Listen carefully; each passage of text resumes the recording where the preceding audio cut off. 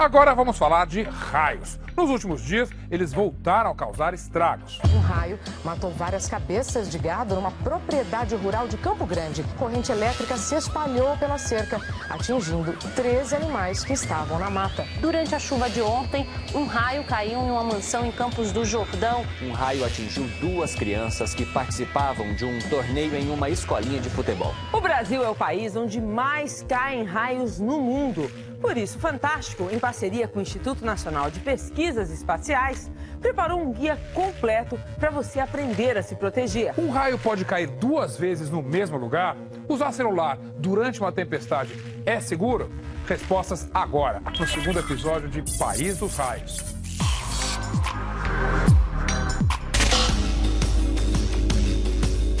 A dança das nuvens anuncia.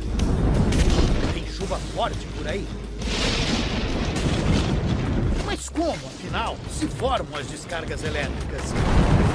Quem explica é o especialista, o pesquisador Osmar Pinto Júnior, parceiro do Fantástico na viagem pelo País dos Raios. A umidade do ar sobe, transforma-se em água, aí nós temos as nuvens.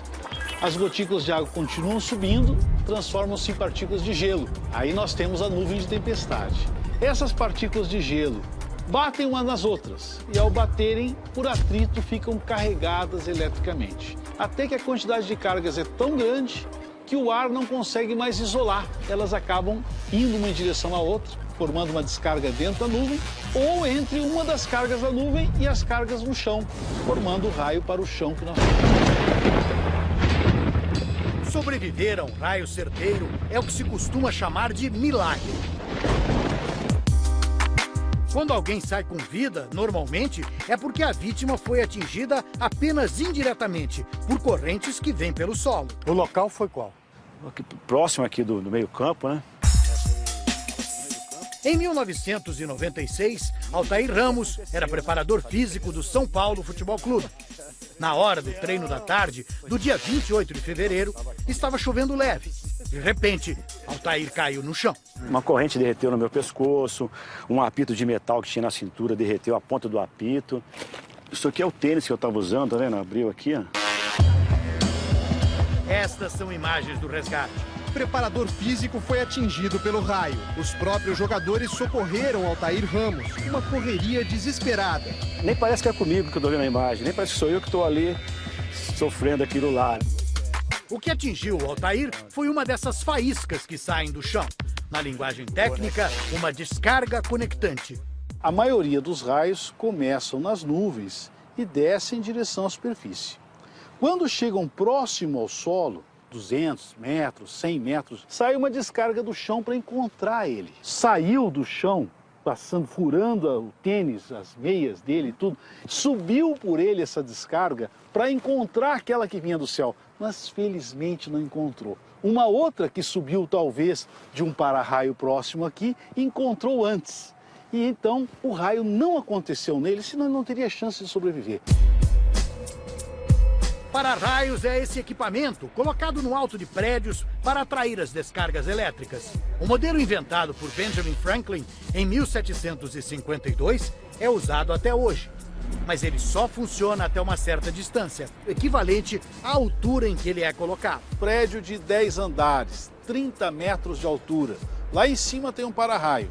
Você estará protegido até uma distância de 30 metros do prédio. Se você estiver a 50, 60 metros do prédio, aquele para-raio não está lhe protegendo em nada. O para-raios em cima de um edifício, a pessoa que mora lá dentro, ela está totalmente protegida do raio? A finalidade do para-raio, proteger a estrutura do prédio. Só que, ao cair o raio no para-raio, induz correntes em todas as fiações nas paredes do prédio.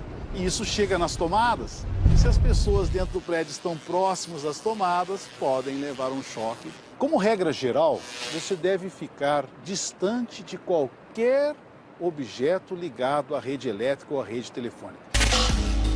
Usar celular durante uma tempestade é seguro, desde que o aparelho não esteja ligado no carregador. Uma boa ideia é tirar todos os aparelhos da tomada. Isso ajuda a proteger os eletrodomésticos e equipamentos eletrônicos. Muitos de nós associam raio a estruturas construídas pelo homem, prédios, torres, mas numa paisagem como esta, a gente também tem problema com raio. Seu Evandro que o diga, né? O senhor perdeu quantas cabeças de gado? 22 cabeças. Em menos de um segundo, o raio pulverizou o equivalente a R$30 mil. Seu Evandro nem sabe direito onde o raio caiu. Uma pista está na cerca. A sua cerca, ela é contínua? Ela é toda ligada? Contínua. 1.200 metros. Quer dizer, o raio pode ter caído em qualquer ponto. Em qualquer ponto quilômetro e tanto. Exatamente. Então a gente sugere que a cada 100, 200 metros a fiação, o arame, seja interrompido e aterrado. O trabalho no campo, ao ar livre, é a situação em que os raios matam mais gente no Brasil. Na última década, morreram cerca de 1.300 pessoas atingidas por raios. E dessas 1.300, 300 estavam aqui no campo. Por isso, é importante saber como se proteger. Ficar assim em cima do cavalo, como ele está. Nem pensar. Nós temos muitos casos de pessoas atingidas numa situação como essa. E na maioria das vezes a pessoa e o próprio cavalo ambos morrem. Às vezes a pessoa está no meio do campo, começa a chover, não tem abrigo. Qual é a melhor atitude então? Evitar a primeira reação, que é correr para debaixo de uma árvore, se estiver segurando uma enxada, jogar para longe, longe de cerca, longe de gado, longe de cavalo, longe de árvore. Quer dizer, longe dos pontos altos e de objetos metálicos. Outra recomendação é se a pessoa estiver no meio do pasto, então não deve ficar de pé. Tem que se agachar. Exatamente. Pode deitar no chão? Não, porque aí você fica com uma área de contato com o solo maior. Ficar com os pés juntos, agachado, embora seja uma posição não confortável, é a melhor situação. Seu Armindo contradiz o mito que um raio não cai duas vezes no mesmo lugar. Se você acha, bom, aqui já caiu um raio, eu estou protegido, você pode correr riscos. Na verdade, aonde um raio caiu, a chance de cair de novo é maior. Quer dizer, se já caiu uma vez é porque é um lugar propício, né? Exatamente. Quer outro exemplo? O maior símbolo do Rio de Janeiro, o Cristo Redentor, também tem cicatrizes provocadas por raios. Na testa dele, aqui na parte superior, era onde tinham as piores perdas, as maiores, né? Depois nos cílios e na ponta dos dedos também. Não é de espantar que uma estátua de 30 metros de altura, em cima de mais 710 metros do Corcovado, atraia descargas elétricas. Aqui, raios já caíram várias vezes. Outro mito, espelho atrai raio. Esse é um mito muito comum no Brasil. A origem é portuguesa, é que na época do Império, os grandes espelhos com estruturas metálicas favoreciam um raio atingidos não pelo espelho em si, mas pela estrutura metálica. E outro ponto também que vamos dizer, levou a esse mito é o fato de que a pessoa tem a impressão de que o raio vem do espelho, mas na verdade é meramente um reflexo. Não precisa cobrir os espelhos, isso não ajuda em nada.